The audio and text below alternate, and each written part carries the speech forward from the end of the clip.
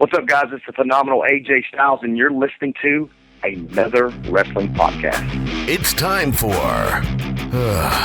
another wrestling podcast. Are you ready to beat the man?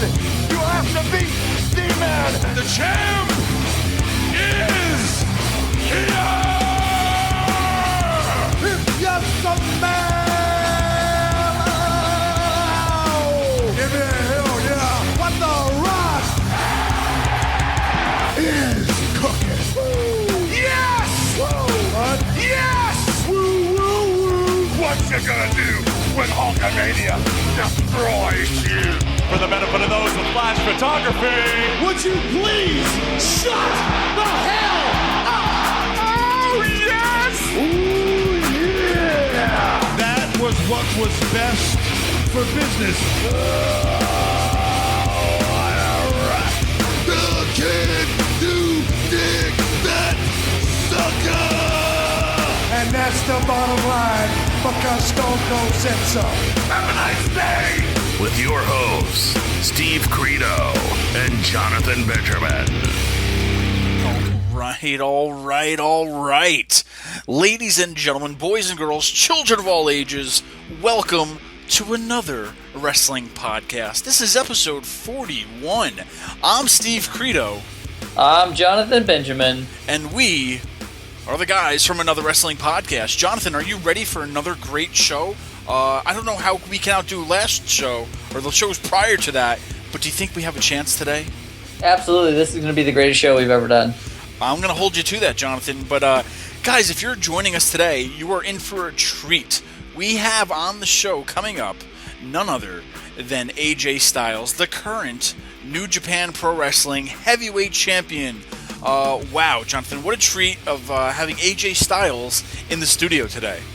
Yeah, this is one for the record books. This is a current wrestling champion, a huge wrestling champion. Guy wrestles all over the world, and we're just lucky that he took some time out of his busy schedule to be here with us today. That's right, guys, and if you're listening for the first time today, please head on over to anotherwrestlingpodcast.com. You'll find us, you'll find our Facebook links, you'll find our Twitter page, you'll find our Instagram, YouTube, all that, Jonathon, right? Like, follow, subscribe, head on over to anotherwrestlingpodcast.com. You will find everything you need to know about us. That should be a chant that we have, like, follow, subscribe. That's it, like, man. Follow, subscribe. Maybe a new shirt on the way. Like, follow, subscribe. I don't know what else you could do. I know you could poke people and all that stuff, but hey. The cops kind of frown on that these days, so just... No poking us. No poking. But anyway, guys, thank you for listening. I'm newly engaged, too, by the way, so please don't poke me if you see me. There you go, guys. Ladies, he is officially off the market. When you're engaged, the ring goes on, and so you get the other ring, and so on and so forth, Jonathon. But congratulations on that. And ladies, I'm sorry. I know. Please don't stop the podcast now because Jonathon is newly engaged. But the show must go on, right? Absolutely. Hands off the merchandise. There you go, guys. Jonathon, I mean, for first-time listeners, they're checking out anotherwrestlingpodcast.com right now. For all the newbies out there who have never heard us today, if you went on anotherwrestlingpodcast.com, what could they possibly stumble upon? Wow, we have so much going on right now. We are a big part of a couple of promotions in the area. FWE Wrestling, Northeast Wrestling. You can see any of those upcoming shows. You can find out where we're going to be at coming up. You're also going to be able to go back and listen to a lot of our other shows. As you mentioned earlier, this is episode number 41, so there are literally 40 other episodes that you can go back and listen to. And we've had superstars of wrestling, we've had actors, we've had porn stars, you name it, we've had it. Please go back, listen to some of our past episodes. But Jonathon, I mean, if I'm just a person listening right now, if I'm a mark, why do I want to go back to episode 10 or 15 or 23? I mean, you guys are just going to be talking about an old Raw that I just don't care about anymore. Is that true? That is not true, and I want to slap you in the mouth for even saying that. We don't do that. We're a topical show. All of our topics are ones that you can debate from here until the end of wrestling time. So, you know, we talk about WWE. We talk about TNA and Ring of Honor and all the independents, but we just do it in a way that we're not talking about, hey, did you see what happened last Monday or, on SmackDown or whatever. So we want the discussion to continue. We want you to listen to the show, tweet us, interact with us. We want to know what you're thinking about these topics as well. That's right, Jonathan. I had to set you up for that because I want people to understand that if they're listening to this, they can go back to listen to any show and it'll be, just as evergreen as any other show. I mean, for example, you can go back to listen to episode 11 where we talk about valets and we talk with Deborah Marshall. Puppies, come on, guys. Or, hey, if you guys are a big mark and know who Frank the Clown is, you can go over to episode 16 where we talk about fans in pro wrestling. Hey, episode 24, we have Al Snow on where we talk about evolution of characters in pro wrestling. So many topics, Jonathan, so many things we can list. I'm not going to read off every 40 episodes of what we did, but just to give all you first-time listeners an idea of what we do every week here on Another Wrestling Podcast, just to get you into tune of what's happening. I mean, there's probably a lot of people that are right now tuning in that just haven't heard the show, so that's kind of what we want to let you guys to know about, right? Yeah, absolutely. Keep listening. Like we said, AJ today, huge things for 2015. We were off to a great start. So let's get into today's topic. You've talked it up so much. I want to find out what we're talking about today. Well, Jonathan, I mean, we've talked about WWE. We've talked about TNA. We've talked about Ring of Honor. We talked about a lot of indies and independent wrestling around here. But we have yet to mention anything about NJPW, New Japan Pro Wrestling, which seems to be the buzz lately with their newly launched network, especially with the spotlight with current champs like we have on today, AJ Styles, the Bucks, even the NWO-esque stable of the Bullet Club, which seems to be on everybody's must-buy shirt list. But the thing about new NJPW, it doesn't roll off the tongue that easily, but I have no idea about them, Jonathan. I mean, I know who they are. I've seen some of their matches and shows, but I'm just not as involved in them as I am with, say, WWE, which is on every week, 3 or 4 days a week, WWE Network and so on. What I'm asking, Jonathan, is can you help me out here? I have no idea about New Japan Pro Wrestling. Absolutely. It's not that different from quote-unquote American style wrestling. They've been around for a long time, and a former WWE competitor and WWE Hall of Famer, as a matter of fact, was the person who started it, and that's Antonio Inoki. So he started New Japan Pro Wrestling, but since it's now kind of become more mainstream, there's all, like you mentioned, the network that they can watch it on, and a lot of American wrestlers going over there to kind of hone their craft. It has exploded. So we can do a little, like a 101 here. And maybe we're not the only ones that don't know everything about New Japan. So this is, like I said, a good time for any of you who are out there that are listening and you want to join in the conversation and maybe talk to us. Tweet us at A Wrestling Pod or talk to us on Facebook about some maybe New Japan Pro Wrestling things that we have skimmed over. Let's kind of get into this, Credo, because I feel like there may be a lot of people that know about it but don't know enough about it to really go. So my first really introduction to New Japan was because they've kind of worked with a lot of companies out there. To be honest, they've worked with the likes of WWE before. They've worked with TNA. I know they've worked with Ring of Honor, WCW. So I kind of got my introduction through some of those things throughout the years. Mm-hmm. And what's great about that is the fact that once they have worked with a company, it seems to be pretty beneficial for both sides. There's been some talent trades. I know in WCW they got some there was a time during the Monday Night Wars, actually, that you saw a lot of talent coming over.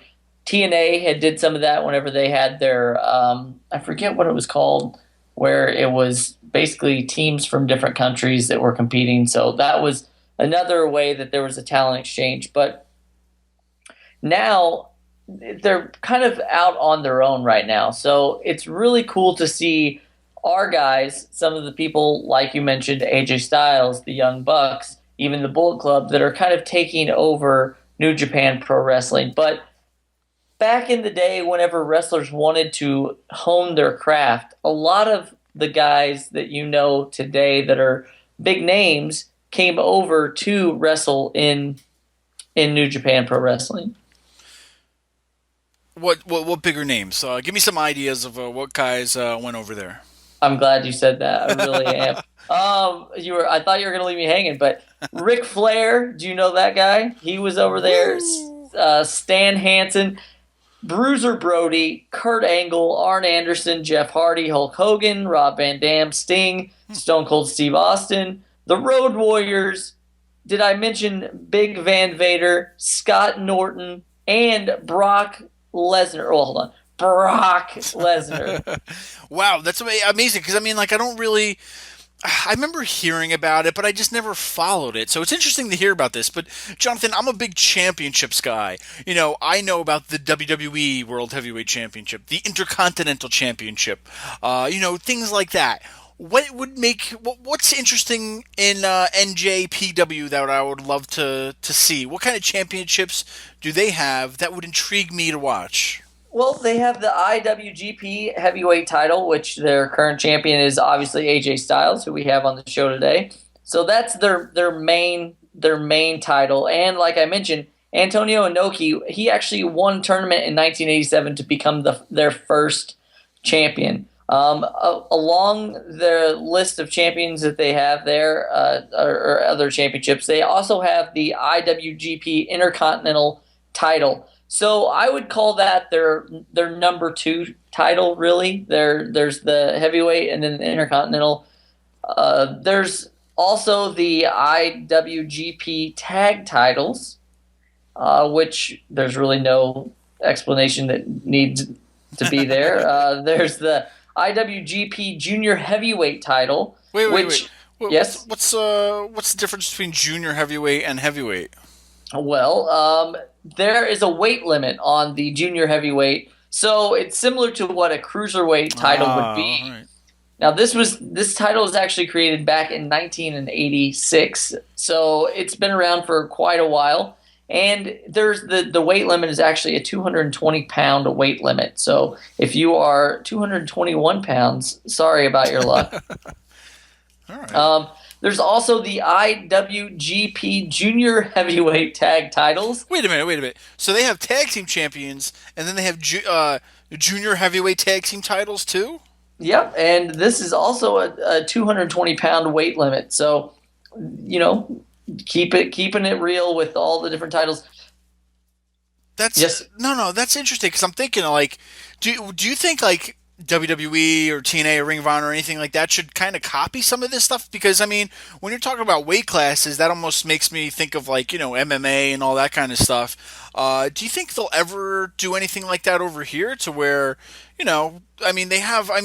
Well, from what I'm hearing, what you're telling me, New Japan has a plethora of titles right now, and I know they kind of frown upon that over here. But do you think they'll ever do it in weight classes kind of thing? Or I don't know, do you like that, or is that interesting to you? I think that's kind of interesting. It is. It kind of makes it more real in the sense that they have these kind of weight classes and they stick with it. I'm a big fan of cruiserweight wrestling. You're a big fan of it. We've talked about this before, and you can go back and listen to our show about cruiserweights. And what really is cool to me is the fact that when they bring over a known entity from America, in the past it was somebody that had to be huge, because in Japan there really aren't a lot of big guys, to be honest. So they have a lot of these guys who are barely probably making that 220-pound weight limit. But you've got guys, like I mentioned, you've got the Brock Lesnars, the Big Van Vaders, the Scott Nortons, the Bruiser Brodys, Hulk Hogans, and you just think about these huge guys, and they are just larger than life whenever they come over there. And I know that WWE's been over there before and stuff, and so it's this huge culture, whenever you think about what's Japan's biggest fear is Godzilla, and you bring in these huge wrestlers, then that's what they kind of play off of that sort of thing. So Nice. it's a really cool thing. I love what they're doing, and I'm getting slowly but surely getting back into it. I know you recently said that you've been watching some of it as well. So Yeah, there's so much wrestling, man. I'm trying to catch up little by little, but I'm still getting lost in the dirt track some days. To where it's just so much going on. So I've really got to catch up. But so tell me about this. I've also heard they have a lot of tournaments. I was a big fan of King of the Ring. Those kind of tournaments. We don't really have that many nowadays. I mean, we have like this battle royal happening at WrestleManias or the Royal Rumble. But they don't really have too many tournaments here in the mainstream wrestling. Can you tell me, do they have, I know they're pretty big on tournaments from what I heard. Anything you could briefly tell me about some of what they do out there with tournaments? yeah, and what's cool about this too is these tournaments are almost pay-per-view-esque in the sense that like we have Money in the Bank or we have Survivor Series. King of the Ring, like you mentioned, these kind of really go with those types of situations. So there's what they call the G1 Climax, and we just lost our PG tag again. This is like the tournament in New Japan, and the wrestlers are separated into pools, not like waiting pools or anything, but. So these pools keep going and until there's 2 guys left. And at one point, it's like each guy wrestled 9 matches over 11 days. Oh, jeez. And that's a tournament in it right there. Yeah, it's if you don't have a long attention span, then you're going to be kind of out of it. But the winner of this tournament actually receives a shot at the IWGP Heavyweight title at Wrestle Kingdom. Now, Wrestle Kingdom is one of their big pay-per-views, and that's the one that we just had, Wrestle Kingdom 9, that you heard all the buzz about on the interweb. But aside from that, they also have the World Tag League, and it's the tag team equivalent of the G1. So they have one that's just highlighting tag team matches. Man, this awesome. This makes me jealous because I kind of wish they would do that stuff here. I mean, we always complain. We've had a show about what fans complain about, and people get too wrapped up into storylines. Just wrestle. Have these tournaments. That's like your story right there, man. I mean, wow. I kind of wish we would have more tournaments over here, but that just right there makes me just kind of want to get more into New Japan. Just to seeing these because I'm a wrestling fan. I love sports entertainment, but I like to watch the wrestling aspect of it, and having these tournaments, I mean, it just gives it something better to watch instead of, what we watch daily, weekly basis of a TV show. I would totally love to see like a tournament going on here. But what else, Jonathan? Is there anything else? We could talk about some of these tournaments or no? There's a ton of different tournaments, and the one that I really want to talk about is the one that probably gets, I guess in America, it's probably the one that gets the most buzz. I don't know the word that I want to use there, but it's the Best of the Super Juniors. Now we talked about the Junior Heavyweight Tournament. So this is held every year in June, and it's the pool format as well, and the top 2 wrestlers from each pool end up advancing to the semifinals. But the winner of this tournament receives a shot at the IWGP Junior Heavyweight Championship.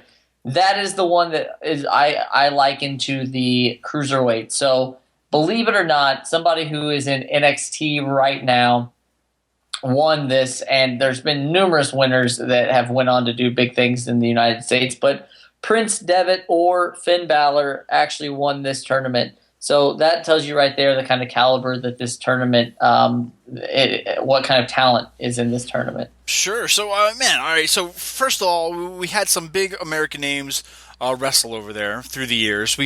They have a different, unique championship class, I mean, with weight classes and whatnot, which I kind of wish they would do here, but I kind of understand that, at certain points it might get a little too confusing, especially with the kind of guys you have on your roster.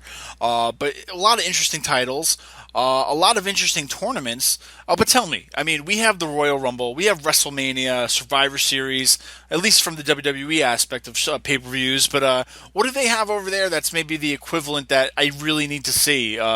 what's some of the biggest shows that they have? Well, like I said, Wrestle Kingdom is the hugest, is the biggest, their biggest one. It is at the Tokyo Dome.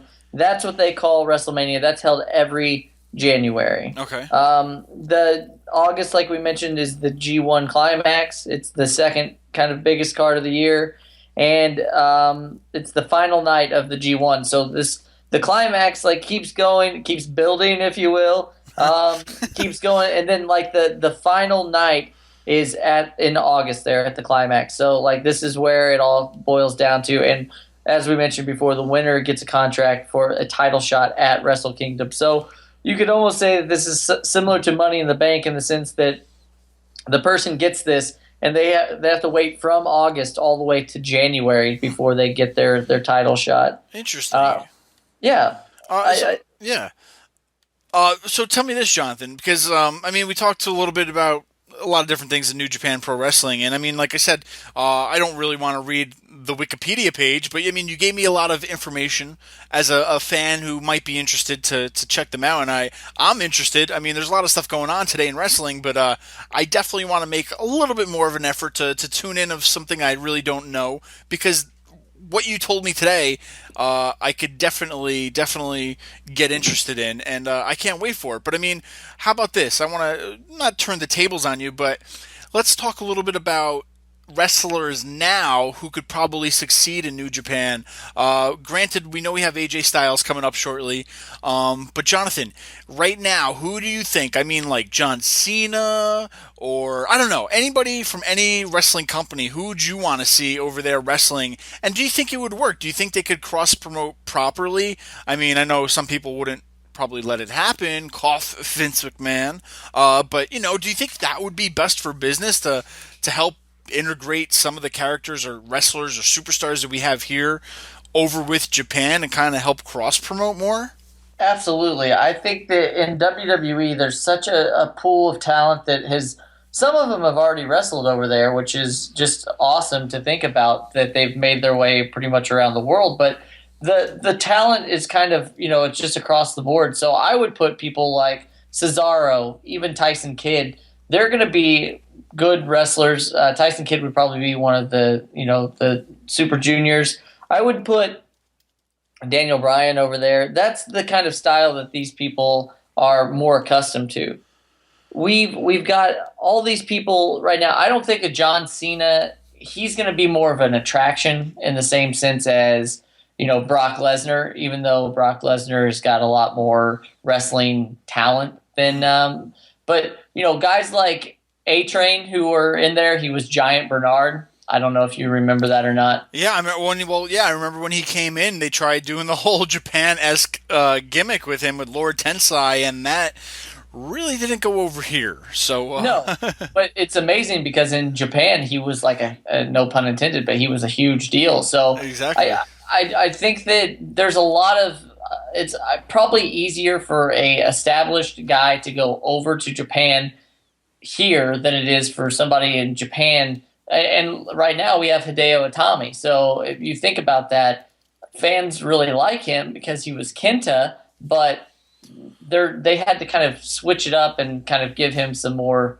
flavor to the American fans because of just the cultural problems that there are. And so I think that there's a lot of great talent, mostly in NXT, that have already either worked over there or could go over there with no problems. Yeah, definitely. I mean, I think, you know, what would be really awesome is like a John Cena. I would love to see them doing some kind of cross-promotion, have a match. But the thing comes down to it is like, you know, do you have Cena win? Do you have Cena lose? I'm just using Cena as an example since he's, you know, he's like the biggest name over here in a way right now, currently wrestling.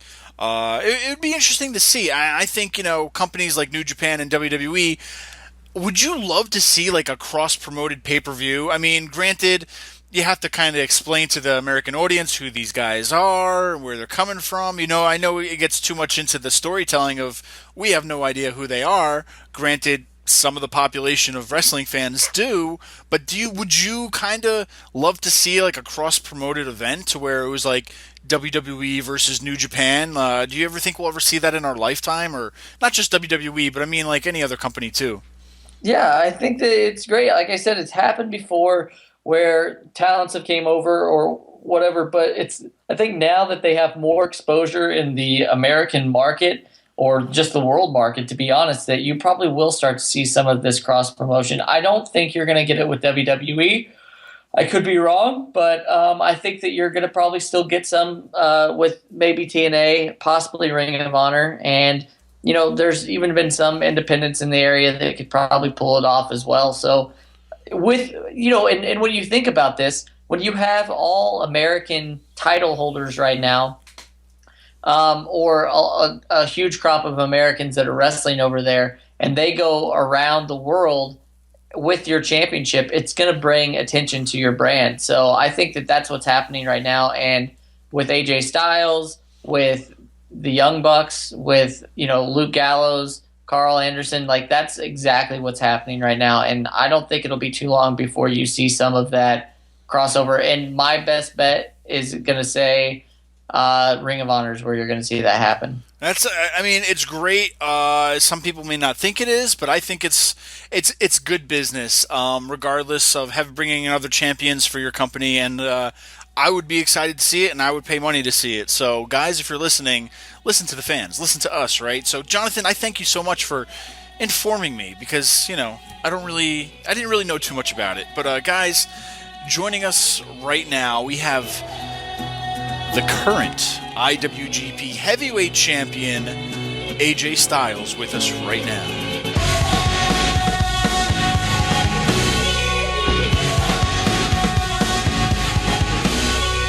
Razors and the dying roses plead, I don't leave you alone.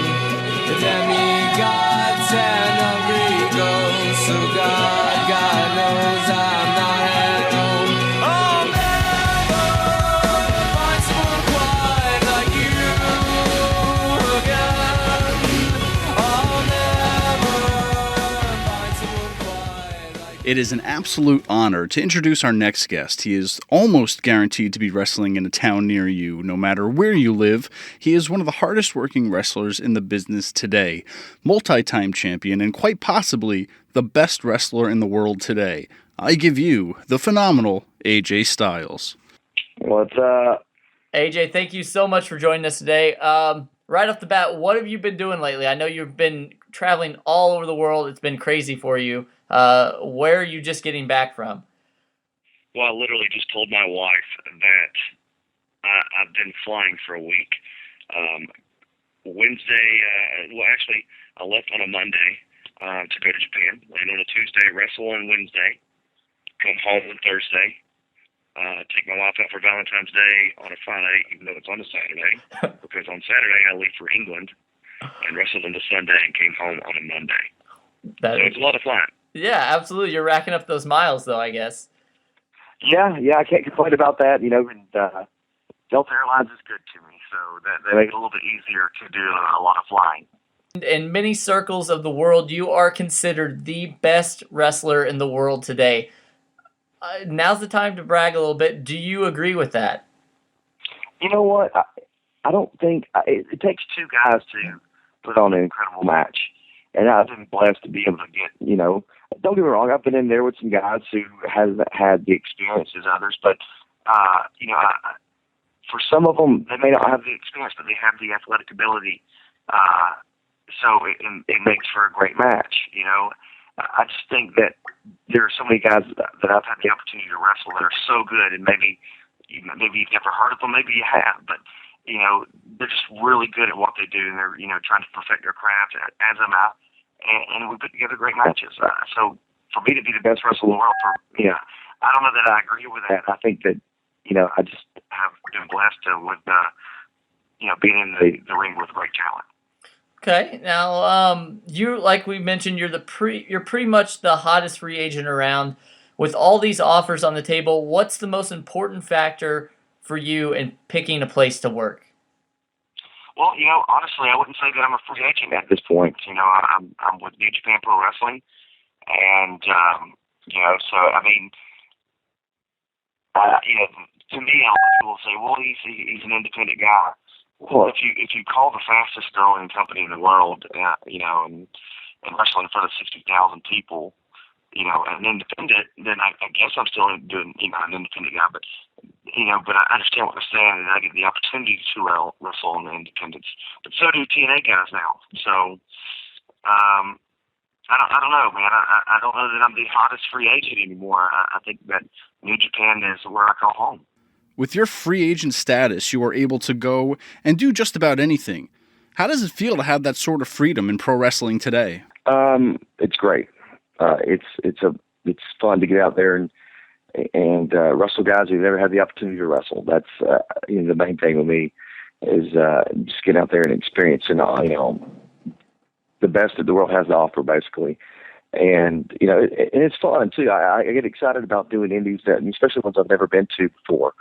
That's fun for me. So I'm having a great time, doing the indies, and it's a blessing that New Japan lets me do that because, I'm the world champion. They're heavyweight champion. They don't necessarily say world, but I'm the self-proclaimed world champion since I defended all over the world. But if I get hurt doing an independent, that's a big deal. So for me to be able to do independence and call New Japan Pro Wrestling home is a big deal. Now you brought it up, but we have to ask you, what do you currently think about the current state of independent wrestling? It's kind of going through what people have been calling a boom period. Are you just excited that there's such an interest in independent wrestling these days? Well, I think there's a reason for that. I don't think that the wrestling that we're seeing on television, whether it be TNA or WWE, is giving the people what they want to see. They try to tell them what they want to see, but they just don't want to give it to them. So they search out independents, and they're giving them these holes that are in the wrestling that's on TV. Independent wrestling's providing. Mm-hmm. And I think that's why we're seeing a boom now. And it was a shocking surprise to me to be in that bubble that I was with TNA for so long, and then I'm back on independence, and the first independent that I go to, it drew more people than the house shows that TNA was putting on. Yeah. So it was a pleasant surprise to know that independent wrestling was not dead. Far from it. Speaking of independent wrestling, you will be coming to the East Coast soon to wrestle for both FWE and Northeast Wrestling. Northeast Wrestling, March 6th, WrestleFest 19. You are wrestling Warbeard Hansen. How hard is it to prepare for so many different types of competitors? Well, it's pretty easy. My style is to adapt. That's the thing. And I've wrestled so many different guys, big, small, fast, strong, that I feel like I'm literally prepared to wrestle pretty much anybody in the world. But my thing is, I got to adapt to what people want to see, the wrestlers that I'm in the ring with. That's the biggest thing. I think that's what makes a wrestler, climb that ladder to greatness. And then, though I'm far from greatness, I think that being in the ring with, so many different guys has helped me out a lot, for sure. Now we go from that match to another one, FWE Wrestling, March 11th, live from Brooklyn. You will be wrestling John Hennigan in what a lot of people have been calling a dream match. How much pressure do you put on yourself to live up to the fans' expectations during matches like this? Well, I got to be honest with you. I feel like I work really well under pressure, but at this point in my career, I don't really put that much pressure on myself. Whether it's 60 people in the crowd or 60,000, they're going to get the same match from AJ Styles. So I'm going to go in there and do what I do best, and hopefully that the people enjoy it and they get their money's worth. That's what it's all about, anyways. Making sure that these fans want to see me and my opponent wrestle again. Do you have any other dream matches that you are hoping to have in the near future? When people talk about dream matches, I feel like it's the fans that have the dream matches. I'm just the guy that tries to put them on. It's because I see guys as my peers and in the wrestling business, and so it's not really a dream match to me. It's just I don't want to say another day on the job, but that is what I do for a living. but I do have a good time doing it. So to put on dream matches for the fans is my pleasure, you know. Like we said, you're literally wrestling everywhere from Japan to the U.S. and everywhere in between. Where do you think the fans are the most passionate about professional wrestling? They always have been, as long as I've been going over there. It's the UK. Well, you know, pretty much if you ask anybody, any place that they've ever went, these people are just, you know, they love pro wrestling, and they're always great crowds. Just always, you can count on it every time you go over. Definitely Canada is up there as well. They really enjoy pro wrestling. It's like a part of their culture, you know. So, and then the fans in Japan are, you know, a different crowd. You know, they're not as rambunctious, but they show a lot of respect to every one of the wrestlers, whether they're a heel or babyface. They show them a lot of respect. So there are different places, and it depends what you're looking for. But you can count on some of them to be as crazy as you want. And then, you know, when we're in Japan, you just make sure that you have your working boots on if you want some respect.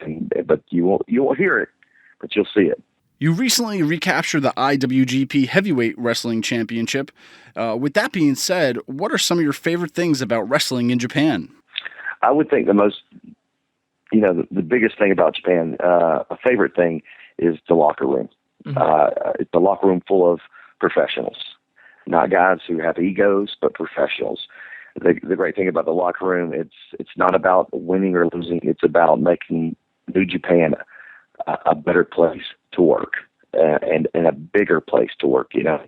I think that's what I love about it the most.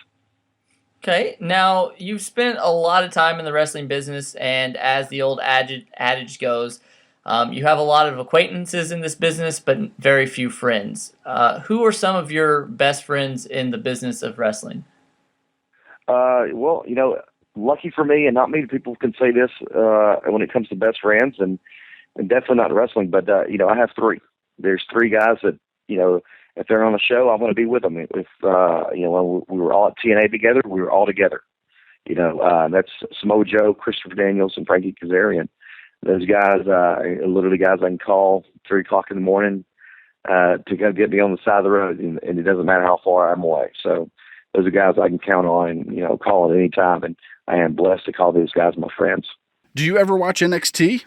I haven't watched a lot of it, I got to be honest. And even though I have the WWE Network, I have it. And just, you know, it's hard for me to find time to watch it. You know, a lot of times I'm watching Nickelodeon or the Disney Channel, whether I like it or not. That's what's on my television. I have 4 children, so that's what they want to watch. So, you know, but sometimes when I'm working out, if it's on a Monday night, I'll, you know, and it's just me and the TV, I'll throw it on and work out and watch a little bit of it. I just don't really have the opportunity. You know, I do get on YouTube, especially if I know that I'm going to work someone, and I don't really know them that well.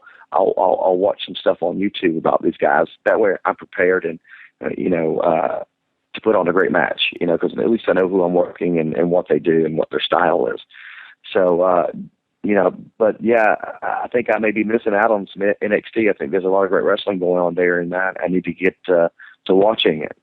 Yeah, what are your thoughts on so many of the world's best wrestlers now being housed in one place? Before, you know, and not to say that there aren't a lot of great wrestlers that are wrestling all over the world, but you've got Kevin Owens, Kevin Steen, you've got Sami Zayn, you've got all these guys on there that you've definitely had matches with and stuff. Do you think that that's good that they're all kind of in one place?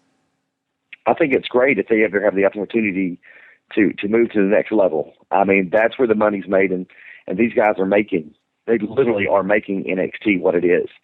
But, you know, soon they need to be moved up to, you know, regular WWE TV and make good money. At the end of the day, you know, this is what we do for a living. This is what we do for a job. And, you know, you only have a certain amount of years that you can, you know, make good money. So I'd like to see those guys move up and make WWE a better product, because they need those guys right now up there with Daniel Bryan to make a better TV. And I think that's, you know, I think it's great that these guys that I know, and I call them friends, are getting the opportunities, and I just hope that the opportunity for them to make really great money comes very soon. You probably get asked in nearly every interview if you would ever be a part of the WWE. The question we want to know is, do you even want to be a part of the WWE? Well, I mean, I've heard people say on my Twitter, like, he doesn't want to be part of the WWE. I've never said I did not want to be a part of it. I just don't see a reason to be part of it right now. I think New Japan's a great place to work. Independence. I'm having fun. I'm able to support my family. There's really no reason for me to go there. But, money talks. There's always a reason there. But I can't see that being an option, being that I was a TNA guy. I think that may be a big blow. In fact, that maybe I'm 37 years old is a big deal to him. I don't know. But whatever the case, it's not going to hurt my feelings. A lot of people will say, well, what about your WrestleMania moments? I had a Wrestle Kingdom moment. I'm okay with that. Yeah. So it's not that big of a deal. I think a lot more people put, too big an emphasis on WWE as saying that, it's the best place to work. It's, the biggest in the world. I don't know that that's true. And at the end of the day, it's not about, working for WWE. Are you happy doing what you're doing? Because if you're happy doing what you're doing, you're going to do it better. I think that's very important. Now, you kind of brought it up. We haven't really talked about this yet, but TNA Wrestling, you were the guy for TNA Wrestling. You were the pillar of the company. How did it feel to you kind of going out the way that you did? Now, you've mentioned it on several interviews and in passing and stuff, but do you wish that it kind of, you went out on your own terms, basically, but do you wish it would have happened in a different way? Well, honestly, I thought I was going to retire from TNA. I thought that's, that I'd put my time in, that I deserved what as far as the benefits of being there for so long, and that they trust me enough to make sure that I was always going to give 100%. But when it came down to it, it sounds like they didn't trust me at all. We couldn't agree on, a contract. And a lot of people say, well, AJ, that's just being greedy. Well, this is what I do for a living. This is how I support my family. And this is going to support me when I retire for the rest of my life. A lot of people don't understand that. I would never tell someone who has been working for, wherever it might be for 11 years and putting their time and busting their tails so they can move up in a company to make more money, because that's what it's all about when you're working for a company. You're hoping to get that, that higher position, that promotion, so that you make a little bit more money. It may be a little bit more responsibility, but you're making a little bit more money and it's worth it. And I think, I thought that's where I was going, because I'd put in the time. I never got in trouble. I was one of those guys I felt like you could trust. And, well, we just, if they would have said, AJ, we just do not have it, and this is all we can offer, and if you go somewhere else, we understand. That would have made a world of difference, but it wasn't that. They were negotiating with me this contract that wasn't even close, and wasn't really willing to work around what I needed. In retrospect, when you look back, had they went back and said, okay, this is the dates that you'll wrestle, and here's the money we can offer for those dates, it would have been exactly probably what I would have wrestled anyway, and had I stayed with them. But that's not what they wanted. So things didn't work out, and it sucks the way that it did, because I don't want to say that I'm bitter, but there were some disgruntled moments that I couldn't believe that they would offer such a degrading contract. So nevertheless, it all worked out in the end, and time heals everything. I've talked with Dixie. I'm not mad at her, and I'm in a better place because I did not take the contract, and they seem like they're doing well. So I think it all worked out for everybody. Your career is coming full circle because you are currently a part of Ring of Honor again. What is it like to come back to be part of such a historic company? I love Ring of Honor, always have. When I left the first time, but it was due to some management problems that they had, some guys who were, that were part owner.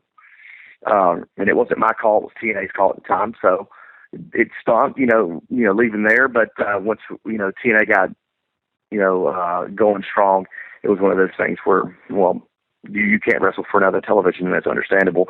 So to finally come back and work for Ring of Honor, it's such a blessing being there too. They're a lot like New Japan Pro Wrestling. The locker room's great, and it seems like Frankie Kazarian and Christopher Daniels also came.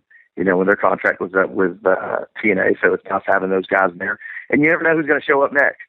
I think that it's a great place to work and always will be as long as these guys, keep striving to be a little bit better, and not worrying about getting, whatever to the next level too fast and you're spending too much money, and the next thing you know, they're out of business. They do a really good job at taking their time and to get there. And I think it's a special place to work. Now you have some, this was, maybe it's a rumor, but I think I saw this on social media. You may be bringing some friends with you to the Las Vegas event. Is this true? That's just a rumor. Not if I bring anybody, it will be my family, but I don't think they're going to be able to make it. So okay, I think that's just a rumor, pal. Okay, well that's why we're asking. I actually saw that somebody was, I forget who it was. They were bringing someone to one of the ROH events, so I don't know what it is. Okay, well that's why we ask you on these interviews, because we want to know the truth. So. Who would they think that I'm bringing? Who would you think that I'm bringing? What I saw was there's some members of the Bullet Club that were going to be coming with you. Oh. Yeah. Oh, I don't think that's a rumor. Okay. So that's the real deal then. Yeah, I think that's a given. Okay. Well, that's good. That's something that's very interesting. There's a lot of diehard wrestling fans in America, but they don't necessarily get to always watch New Japan or anything like that. So what is the Bullet Club? How did it get started? Could you explain that to us? Well, obviously I wasn't a part of the Bullet Club when it first started. Mm-hmm. So, but I believe it was Prince Devitt, who is now in WWE or NXT, that started the whole thing. But as guys faded out, we came in and literally Prince Devitt left, and I came in and I don't want to say filled his shoes because I don't think I could, but I went in there and put another body in there along with, Doc Gallows and Carl Anderson being one of the pioneers. And the Young Bucks are in there. Kenny Omega, Yujiro. Who am I forgetting? Let's see. Bad Luck Fale, Tamatanga. These are guys that, were there before I was. I was the last member, I think. Actually, I got in there before Yujiro. So, and Kenny Omega, we know these guys are great wrestlers, and basically the way it came about, it was the Bullet Club are a bunch of shooters. That's where you get the Bullet. Mm-hmm. So, I hope that makes sense, and that's what I've gathered from it. But the fact that I'm in there with a great bunch of guys that just want to have fun and do what we think is fun. It doesn't matter if anybody hates it or whatever it is. We're just having fun, and. At the end of the day, I think people realize that, and they're kind of drawn to us. Speaking of historic companies, few people may remember that you were once a part of WCW before they folded in 2001. What did you think about your time in WCW? Well, I was just happy to be there. It was a major company. I'd watched it on television for many years, and to have the opportunity to go there was awesome. So everybody's like, well, what was it like? I don't really know. It didn't last very long. I was only on, I think, 2 or 3 TVs and had 5 matches. The whole time that I was there, 6 months, and I was done. I wasn't done. The company was done. So, I enjoyed being there for the short time that it was. At least I could say I was there, but it was definitely a short run. Lightning round. Something other than wrestling that you enjoy. Video games. What games do you enjoy? I've really gotten to retro games here lately. The reason for that is I get to go to New Japan. When I go to New Japan, there's all kinds of, retro gaming stores there. So I just pick up, all kinds of cool stuff. And it was all the stuff that I wanted as a kid, but my parents never had the money. So it's cool to have that opportunity to get some of these games, like the TurboGrafx 16. I don't know if a lot of people know what this is. Probably don't. It was one of the first 16-bit consoles to come out. And a buddy of mine had it, so you know what? I had to get me one. I'm a big fan of Virtual Pro Wrestling 2 for the Nintendo 64. It's an All Japan wrestling video game, probably the best wrestling video game ever made. And I play that still to this day. Neo Geo, these are. I was thinking the other day, I have 3 Neo Geos. One is an actual arcade stand-up machine in my house. The other is a Neo Geo CD Z, I believe that's what it's called. CD Z, where it just takes Neo Geo CDs. And then I have a handheld that also, I can't stop myself. I'm addicted to video games. So literally, if you stop me in the airport, what you're going to find is a book bag full of, a handheld Super Nintendo in my bag, a 3DS, a Neo Geo Pocket, probably my Xbox, because I carry that wherever I go. So that I really have a problem. I'm really having an addiction, probably. At least I can admit it, though. Well, yeah, and there's probably worse things that you could be addicted to, so I think video games are all right. Well, I'm glad you think so. My wife's not too happy about it. So. Favorite wrestler of all time? Oof, that's a hard one. I can tell you, man, I really always enjoyed when I had the opportunity to see them on TV or the Road Warriors. There was just something about these jacked up guys with face paint that I just couldn't get over. And I think a very close second, very close, was Sting. Also, it may have had something to do with paint your face, because I love Sting when, he was the original, but when he went to the Crow Sting, I thought it was even cooler. So those guys, man, I just really enjoyed watching. They just I guess it was their superhero kind of look to them with the face paint and all. So I was just drawn to them. Now, you have some amazing maneuvers that you use in the ring, whether it be the Pele kick, the Styles Clash. What is your favorite finishing maneuver? And it doesn't even have to be your own. It can be something that you love just to watch. Well, that's a tough one. I think that any finisher that I've never seen before, which is hard to come up with, is always enjoyable to watch. Oh man, that's so difficult.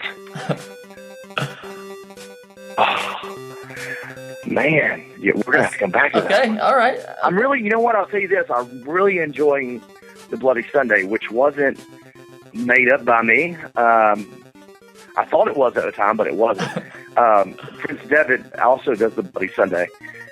So I started using it before I went to New Japan. And when I got over there, they're like, oh, Prince Devitt does that move. I go, oh, well, then I'll do it as kind of a, like a shout out to him when I use it in New Japan. But, yeah. That's becoming one of my favorite moves. Okay, awesome. Will you ever open your own wrestling school? I have seriously, thought about that. Seriously considered it. It's just the right place. I would want something that, people could come and spend some time there, meaning that I don't want you to come for a month and you're done. That's just not enough training, and I wouldn't want to put my name on that. But an original, hey, come here, spend a couple months and we'll find a place for you to work at part-time and a place to stay, and let's find a way to get you the proper training that you need, that when people call about, whoever it is, call me about it, I'm saying, yep, he is ready to go. He's trained his butt off, and he was one of my students, and I'm proud to say that he's ready to go. But it's find the right time, right place to do it, and, when that happens, you never know. What is your favorite video game-inspired movie? Ooh, Video game inspired movie. And there've been some stinkers too. Yes. It was probably, I think one of the better ones was Mortal Kombat. Yes. One and two. I thought they were really well done. It wasn't too hokey. They stayed with, the video game. They went with that, and that made it, a great watch for guys who love Mortal Kombat. So I would say that's probably the best one. But, definitely some Street Fighter 2. Oh, my God, with Jean-Claude Van Damme. Oh, it's terrible. I think, I'm pretty sure there was a Mario Brothers movie. Yes, John Leguizamo. I know there was a TV show, and it was a stinker. Yes. Geez, I think that, I don't know if I'm sure there's more, but there've been some anime that's not really terrible or anything like that. The Tekken had an anime, and that was pretty good. Okay. I'll give them that. It was pretty good. All right. I'm trying to think of any others that I know of. Resident Evil, I never really got into those. I didn't feel like it followed the story of the video game. Yeah. So kind of, But Okay. they were decent movies. Okay. That's about all I got. Now, we definitely thank you for your time today. We know that social media is a huge part of your world, we're sure. So where can fans keep up with you today? Well, my website, www.ajstyles.org, it's got my schedule on there, so you'll be able to keep up with where I'm going and then chat with me on Facebook. Okay, and we're sure you have a Pro Wrestling Tees shop as well, correct? I do, and also, I have a Twitter handle, which is AJStylesORG. So hit me up on Twitter, man. I'm all, I always look at my Twitter. It seems like you're obsessed with, what's going on Twitter. So I'm one of those guys as well. When you're sitting on a plane, you got nothing to do, wait for it to go, you take off and, checking Twitter. All right. Well, we want to thank you so much for your time today. Good luck in the future and everything that you have going on. Obviously a very busy man. So thank you for joining us, and have fun out there. All right, man. I appreciate it. Today's show is brought to you by ProWrestlingPowerhouse.com. They provide opinions on pro wrestling and articles without oversaturating the net with news and rumors. Pro Wrestling Powerhouse has provided a platform for wrestling fans to write about what they love, pro wrestling. They don't censor people within reason and allow any and all opinions on the site. Check out ProWrestlingPowerhouse.com. Community Calendar. Come out this Friday, March 6th, to Waterbury, Connecticut to see Northeast Wrestling's WrestleFest 19. We will be there live at the Crosby High School, 300 Pierpont Road. You can meet all the stars at 6 p.m. and the show time starts at 8. Some of the matches that you're actually going to get to see: Alberto El Patron versus Matt Hardy, Jerry Lawler versus Brian Anthony. The Young Bucks are going to be there. Harlem Heat, Booker T, and Stevie Ray. AJ Styles is going to be taking on Warbeard Hansen. I can't say enough about this event. It's going to be amazing. Teddy Long is going to be there. You've got everybody. Everybody's going to be there. We're going to be there. Stop on by. Check out northeastwrestling.com to get tickets or anything else for this great event. All right, guys, and Sunday, March 8th, meet Rowdy Roddy Piper at Collector's Realm at the Duchess Marketplace in Fishkill, New York, from 11 a.m. to 2 p.m. Guys, a special treat from Another Wrestling Podcast, because if you have an AWP t-shirt from ProWrestlingTees.com/Another Wrestling Podcast, you will receive a free photograph with the Hot Rod himself. That's a $20 value with the purchase of an autograph. So basically, a buy one, get one free just for wearing our shirt. A must not miss. Check out collectorsrealm.net for more information. Speaking of a must not miss, FWE 19, you're going to see the dream match of all dream matches this coming Wednesday, March 11th. And it is AJ Styles versus John Hennigan, formerly known as John Morrison. The best 2 out of 3 falls for the World Heavyweight Championship. You're also going to see the likes of Tommy Dreamer versus Chris Hero, Joey Ryan and Candice LeRae versus Paul London and Veda Scott, Johnny Gargano versus Bandito Jr., and VSK versus Orange Cassidy, all that and much, much more. Please go to fwwrestling.com for any information. We want to thank you guys for listening today. Every week we create something for you to listen to, and it's absolutely free. We are the Wrestling Fans Podcast, because after all, we're fans also. Help us out by subscribing to our show on iTunes. While you're there, you can rate us and give us a good review. If you're looking for more AWP, then head on over to anotherwrestlingpodcast.com to find out more about upcoming guests and where we may pop up. Be sure to like us on Facebook, follow us on Twitter, Instagram, and buy an official AWP shirt from ProWrestlingTees.com. We couldn't do the show without you, so please tune in next week for Another Wrestling Podcast.